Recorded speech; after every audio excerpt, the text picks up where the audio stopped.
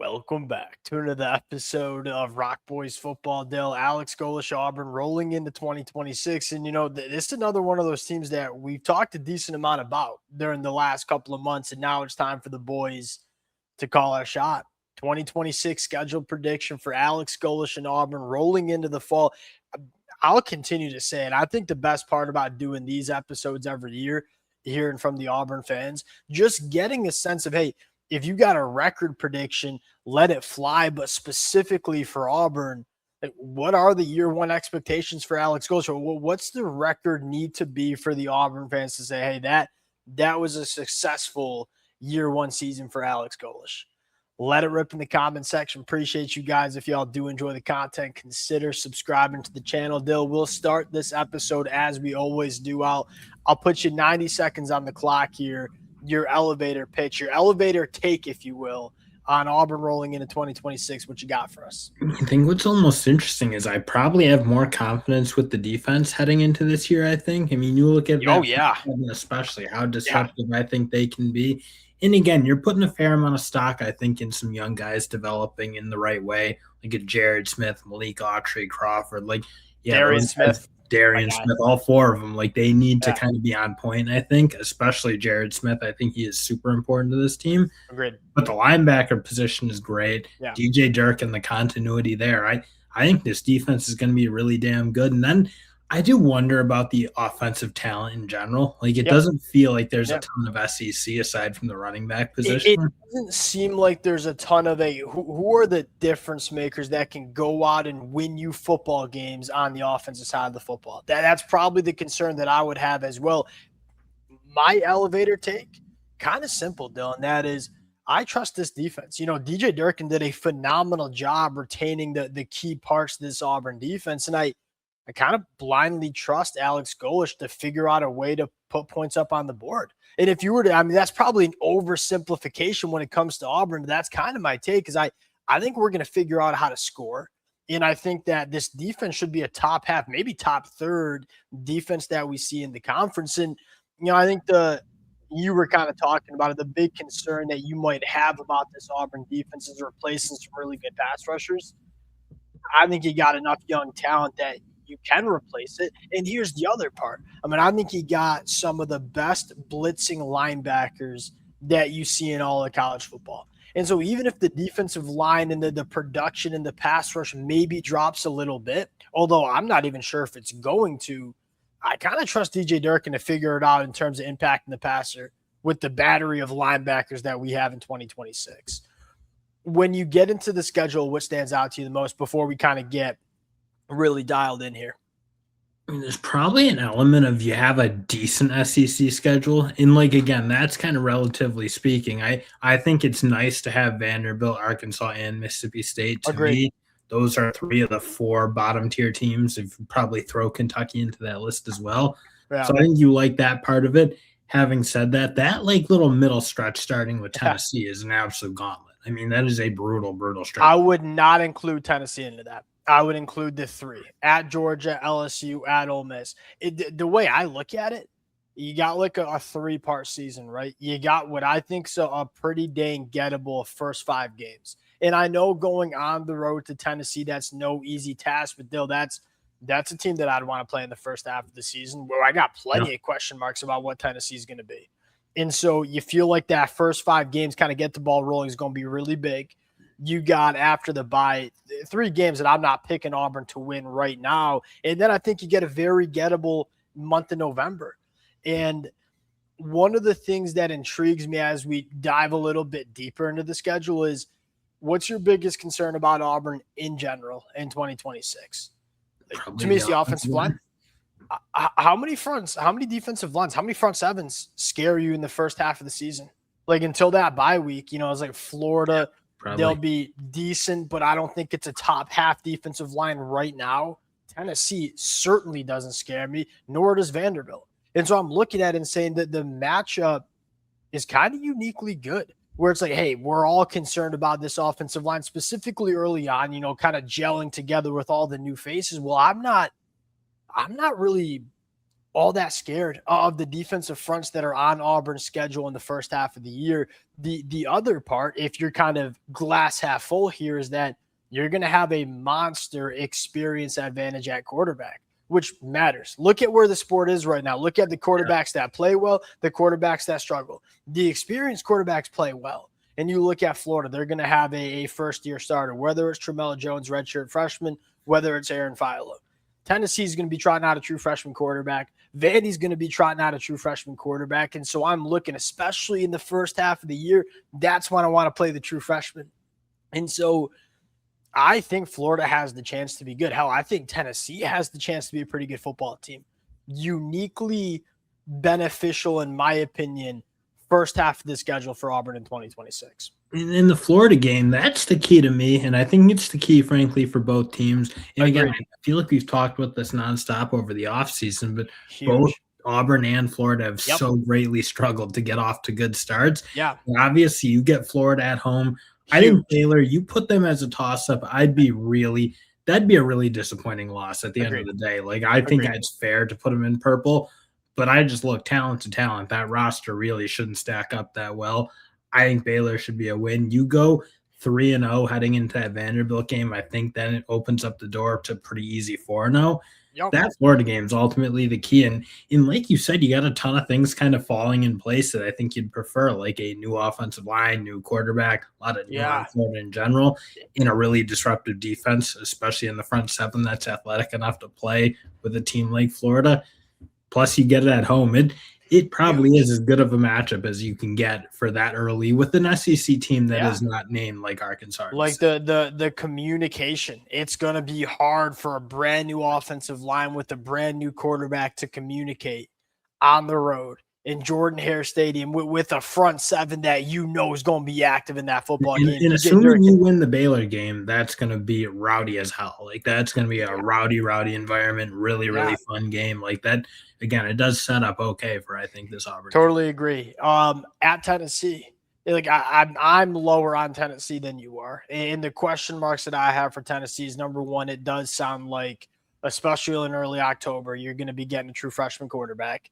Number two, they're going to test you with the front seven depth, though. That's going to be a big one, especially on that defensive line. Like, how many guys is Auburn really going to be in love with playing? I think, to me, Tennessee is going to be about as hard of a team to deal with in terms of, like, challenging. And again, maybe on the interior, I'm more concerned about Tennessee's front seven depth, defensive line depth, than I am Auburn in that football game. But 100%. Pace. Well, yeah. What are you concerned about? Sorry, I kind of cut you off. Because I think Auburn or Tennessee, I should say, I think they're going to be one of the better rushing attacks in the country. I think that offensive line is so good. I think the way they can be physical and pound on you, because again, you're very young up front with a fair amount. I think your key contributors, and you're very thin, I think, in the edge room to me. So that's probably one thing I'll be looking at in that game is, like, how good does the depth stand up, especially with two teams that are going to play super, super fast. I mean, I'd be more worried about Tennessee's depth on the defensive line than Auburn's. In my opinion. That's where you, like, again, Tennessee's recruited well. Like, Auburn has recruited the defense front better than Tennessee the last 3 years. I feel very comfortable saying that. Look, Hugh Freeze didn't do a lot of good. He stacked some dogs on the, at least in my opinion. And I look at Tennessee and you got a true freshman quarterback, but I am with you. Like, Tennessee should be able to run the football. They got difference makers on the outside. One thing people are missing about Tennessee is the situation around the true freshman quarterback. At least we think it's going to be the true freshman quarterback as we're recording this. It's going to be really good. I don't see Tennessee's Here's the thing. You want to beat Auburn, you have to take advantage of an offensive line that we don't think is all that good. I don't see a Tennessee defensive line that can do that. And so I'm not necessarily getting up here right now and picking Auburn to go on the road and beat Tennessee, but I think it's another uniquely good matchup for Auburn. Now, you bye week, and you go on the road to Georgia, LSU, at Ole Miss. I find it hard to pick Auburn in any of those games. I would probably agree with that. I mean, those are three of the top teams. Okay. LSU is probably the wild card to me. Georgia and Ole Miss, I feel like have really high floors. Ole Miss, you probably wonder what their ceiling. Maybe, frankly, both Georgia and Ole Miss. But those are two. What do you wonder about Ole Miss's ceiling? They got the best quarterback in the conference, arguably the best defensive line Yeah, in I the don't even know. conference. Like to me, Ole Miss is their Yeah, top tier. LSU is probably the one if you can get one, because you do still wonder, is LSU's offensive line going to be what you need it to be? sure. And like again, if you're not going to play good up front, especially with your offensive line, I do think Auburn's going to be able to hurt you. So that's probably one question. Arkansas, at Mississippi State, Samford should all be wins. I know there's a lot of people that get up there and say, "Oh, we're going on the road to Starkville." Look, Auburn should be winning that football game. At Alabama, again, this is another. I've been very vocal. I'm just not as high on Alabama as a lot of people are. Now, I wish you got to play them a little earlier, right? They're going to have a first-year starting quarterback. They're going to have a brand new offensive line. It's another defensive line that doesn't totally scare me. They'll probably be a better version of themselves later on in the year.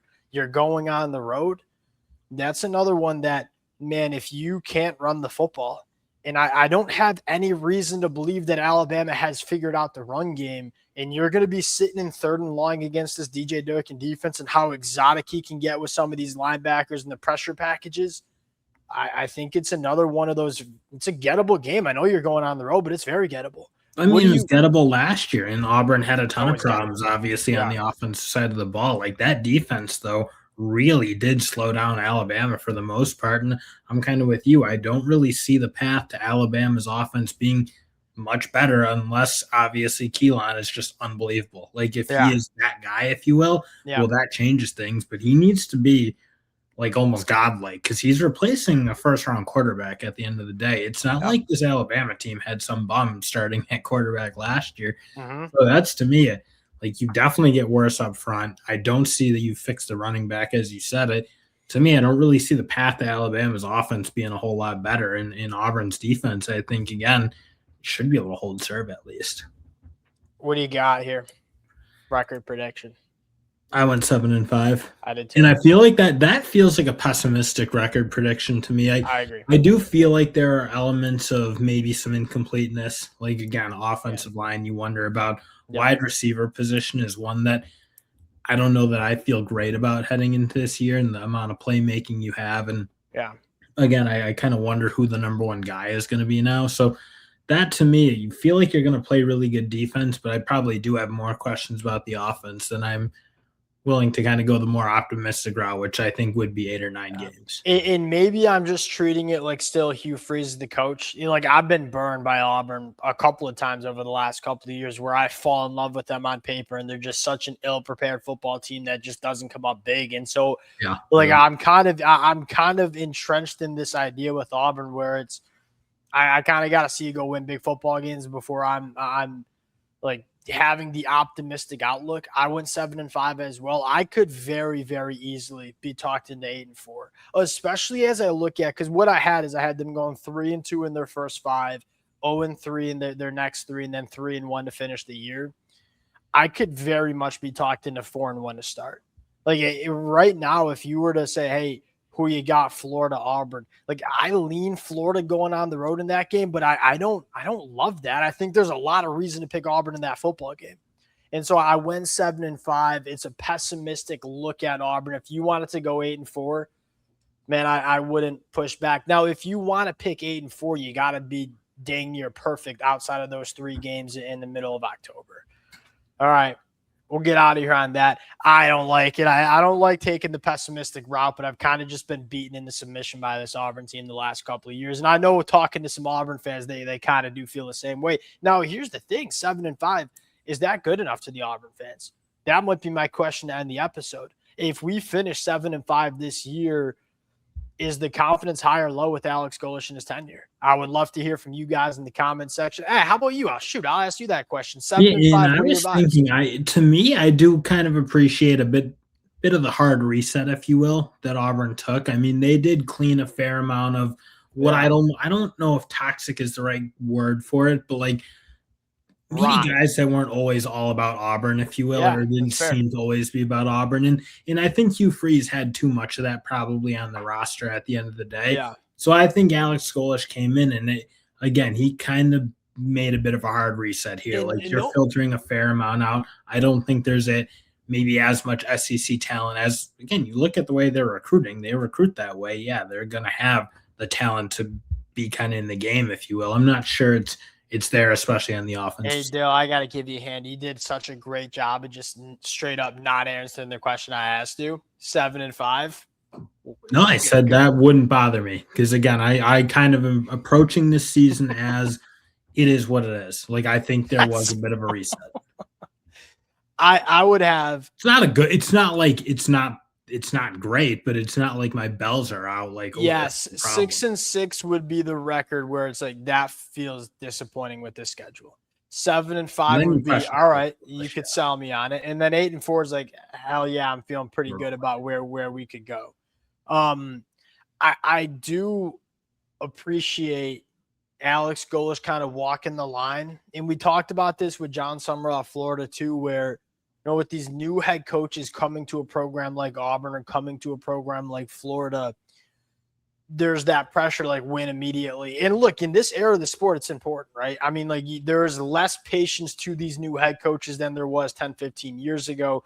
And you're trying to walk that line between, hey, we got to get rolling soon. You can't wait. It can't be a 3-4 year rebuild, right? You don't have time to do that no more.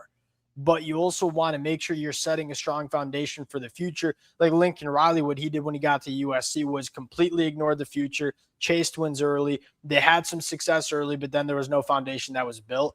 I feel like Alex Golesh has done a nice job, like putting this team in a position to win football games year one, but also recruiting well and having a big class of high schoolers coming in. Maybe we're just stupid. Like maybe he knows something about the USF kids that we don't. Because frankly, if the USF guys are kind of ready to play SEC ball, especially on the offensive side, like, well, then Auburn's going to be a lot better, and I think they are. That's probably what it comes to. I'm less worried about the offense. And I see where you're coming from because it's kind of hard to point to a guy in this Auburn offense around the quarterback and say, oh, yeah, that's a guy that can like take over a game in the SEC. My bigger concern is the offensive line, though. It's just, man, like, because I saw it with South Carolina last year. It's like when you have a problem on your offensive line, it's so hard to win football games consistently. That's where my concern lies. If the offensive line figures itself out, I think Alex Golesh will be figuring out ways to score points. But my big holdup is more just I'm not totally sure this is a good enough SEC offensive line. We'll see. Now, here's I know we're kind of chasing our tail around now, but the last thing that I'll say is that, I mean, Alex Golesh, in the way his offense is run, you can kind of navigate not having – there are some offenses that kind of need an offensive line to hold up. This isn't – you want to have a good offensive line, and it presents problems when you don't. But this is an offense that I think can find success even without an elite offensive line. All right, we'll get out of here on that. 7-5 for both the boys. Pessimistic. Hard to blame us, but I would love to hear from the Auburn fans in the comment section. Appreciate you guys. We'll talk to y'all later.